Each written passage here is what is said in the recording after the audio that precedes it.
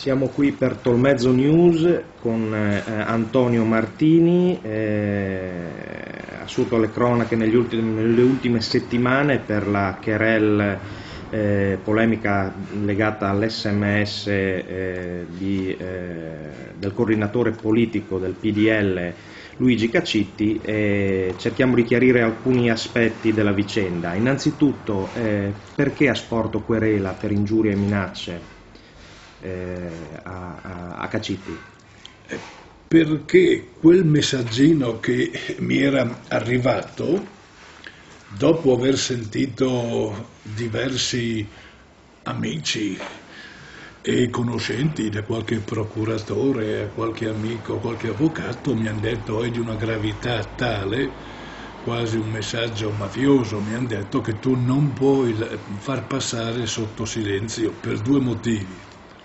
Perché mettono in dubbio su alcuni problemi la tua attività amministrativa e poi perché in effetti creano un metodo che ha tutto fuorché del metodo democratico.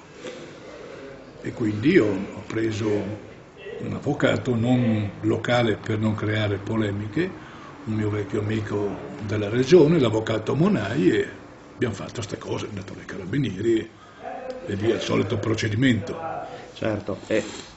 Il presupposto sottointeso dell'SMS di Caccitti potrebbe essere tradotto così: se guerra vuoi, guerra avrai. Sì. Dice effettivamente se vorrai continuare in questa direzione. Sì.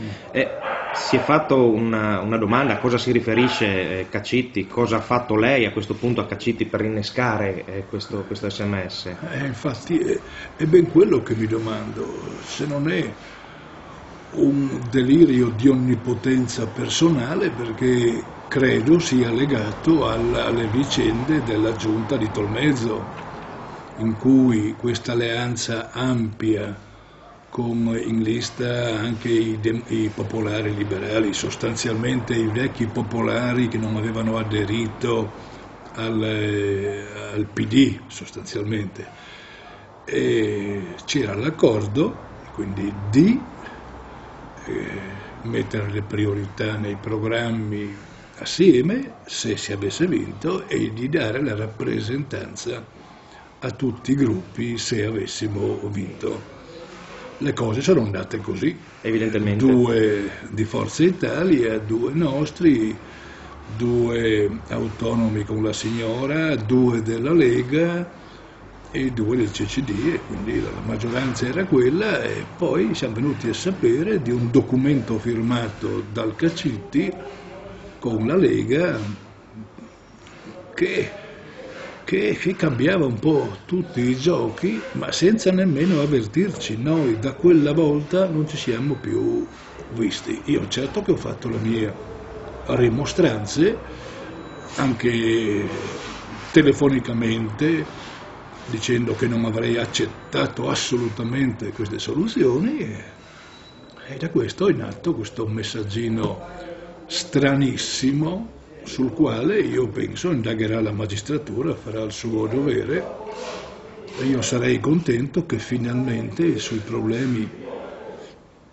che cita il signor Caccitti anche la pubblica opinione abbia contezza completa, perché tira in ballo faccende personali, mio fratello, mia moglie, quindi di una scorrettezza fuori dal normale, perché a tutti è nota la loro intransigente onestà nella loro vita, e a me mi tira in ballo per la questione di scarica e la questione dello scalo ferroviario. 2 problemi che sono, direi, tra i miei fiori all'occhiello, accanto alla viabilità carnica, al centro studi. Dico fiori all'occhiello perché erano legati a momenti difficili. La ferrovia, se non fosse intervenuto col consorzio industriale di brutto, era una delle questioni che la cartiera aveva posto per tenere aperto il reparto di cellulosa. E infatti riuscì in breve tempo ad avere il finanziamento a comprare il bene e a rimetterlo in sesto come raccordo ferroviario Anzi, mi meraviglio perché dopo è stato sia dismesso metà piazzale, mentre io quella volta recuperai quel che potevo recuperare coi miei tecnici e se n'è fatto quasi uno scempio con attività produttive nel campo degli alimentari e nessuno ha aperto il becco. Poi non si è più messo il collegamento, si è dismesso il raccordo con le cose nazionali, mentre dovevano, anche se si pagava qualcosa, rimanere la convenzione se uno poteva comprare del legname o qualche altra cosa, ma questo non Certo, è giù. quindi entrando nello specifico per ciò Sì. che concerne scalo ferroviario, le accuse,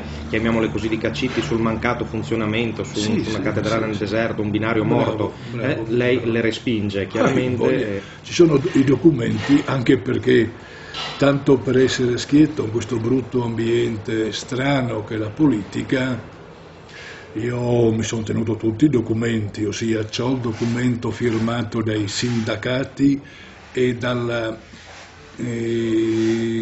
cartiera, dagli industriali, in cui chiedevano la ferrovia, e c'è una bella pubblicazione che abbiamo fatto col compianto dottor Bortotto, presidente degli industriali e tecnico delle ferrovie, sul valore aggiunto di questo nuovo raccordo industriale, di cui si parla anche in questi giorni, perché almeno per alcuni altri aspetti, anche quello turistico, andrebbe di sicuro valorizzato.